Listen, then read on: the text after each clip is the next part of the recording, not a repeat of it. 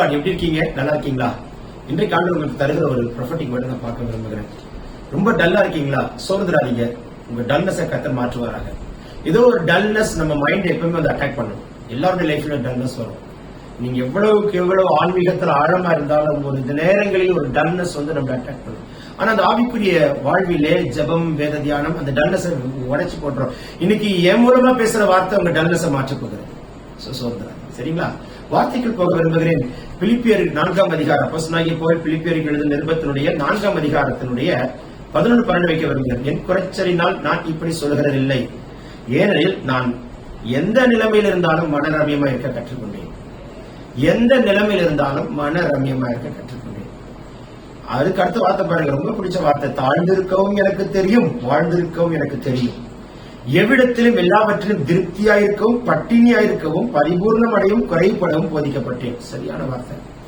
நான்லாம் இப்படிதான் இருப்பேன், என்னால யாரும் மாற்ற முடியாது, நான்லாம் இப்படிதான் அப்படி மட்டும் சொல்லாதீங்க.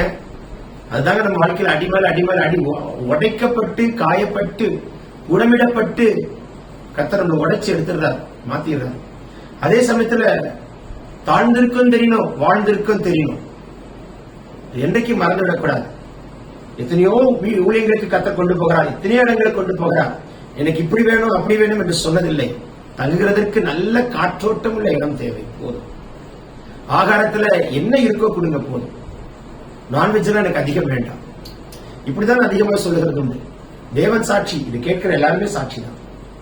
ஏன் அது உங்களுக்கு சொல்லுகிறேன் என்றால், தாழ்ந்திருக்கும் தெரியணும், வாழ்ந்திருக்கும் தெரியணும். எனக்கு இது வேணும், எனக்கு அது வேணும், எனக்கு அதை பண்ணுங்க, இதை பண்ணுங்க. No no no no no. என்ன இருக்கோ அட்ஜஸ்ட் பண்ணி வாழணும். இது கூட இல்லாம எவ்வளவு பேர் இருக்காங்க, யோசிச்சு பாருங்க. நீங்க எந்த தேசத்துல இருக்கிறீங்களோ அந்த இடத்துல அட்ஜஸ்ட் பண்ணி இருங்க. எந்த ஊர்ல இருக்கீங்களோ அந்த இடத்துல தாழ்ந்திருக்கும் தெரியும், வாழ்ந்திருக்கும் தெரியும். இது ரொம்ப வெயில் காலமா பயங்கர ஸ்ட்ரெஸ்ஸா இருக்கும், செம்ம வேர்வையா இருக்கும், வேர்த்து ஊத்தும், டென்ஷன் ஆகும். வெளியில அலைஞ்சிட்டு வீட்டுக்கு வரும்போது பாப்பா பாப்பா பா அப்படின்னு இருக்கும். இதுதான் இந்த வசனம். தாழ்ந்திருக்கும் தெரியும், வாழ்ந்திருக்கும் தெரியும். எனக்கு எவ்விடத்திலும் எல்லாவற்றிலும் திருப்தியா இருக்கும் தெரியும், பட்டினியா இருக்கும் தெரியும். ஆகாரையிலேயே தண்ணி குடிச்சு படுத்துப்போமே.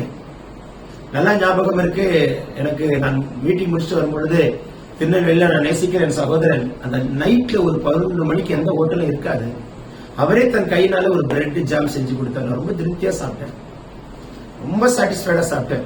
ஒரு ஒரு நான்வெஜ் ஃபுட் சாப்பிட்டா கூட அவளுக்கு திருப்தியா இருந்திருக்காங்க. ஒரு அழகான ஒரு பிரெட்ல ஜாம் தடவி 2 ஸ்லைஸ் பியூட்டிஃபுல்லா இருந்துச்சு.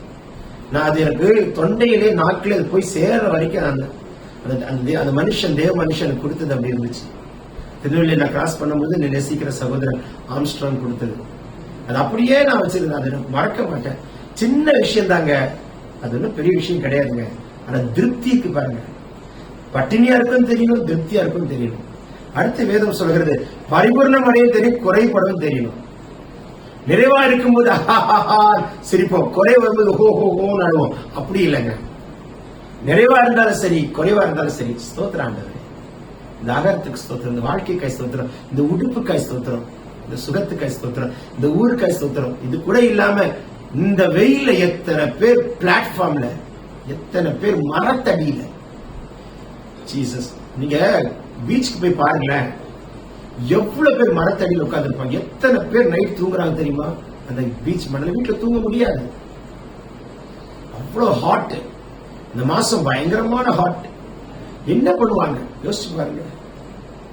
நமக்கெல்லாம் பிச்சையா போட்டிருக்கிறாரு இப்படி ஒரு வசதி, பிச்சையா போட்டிருக்காரு கர்த்தர். அதனால முறுமுறுக்காதீங்க, புலம்பாதீங்க, நெகட்டிவா பேசாதீங்க. எனக்கு பிடிக்கவே இல்லை, வெறுப்பா இருக்கு, என்னது அதெல்லாம் சொல்லாதீங்க. ஆண்டவருக்கு நன்றி சொல்லுங்க.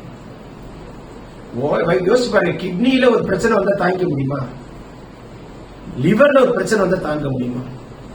ஐயோ, தாங்கவே முடியாதுங்க. இதெல்லாம் ஏன் பேசுறாரு தெரியல, மன்னிச்சிருங்க. ஆண்டவர் உங்களோட பேசிட்டு இருக்கிறார். சோர்ந்துராதீங்க, தைரியமா இருங்க. இன்னைக்கு ஸ்தோத்திரம் போட்டு கிராஸ் பண்ணுங்க. முடியும் போது ஒரு சாட்டிஸ்பாக்சனோட திருப்தியா தூங்குவீங்க. Have a blessed day. God bless you. Love you all in Christ. Amen, amen, amen. God bless you.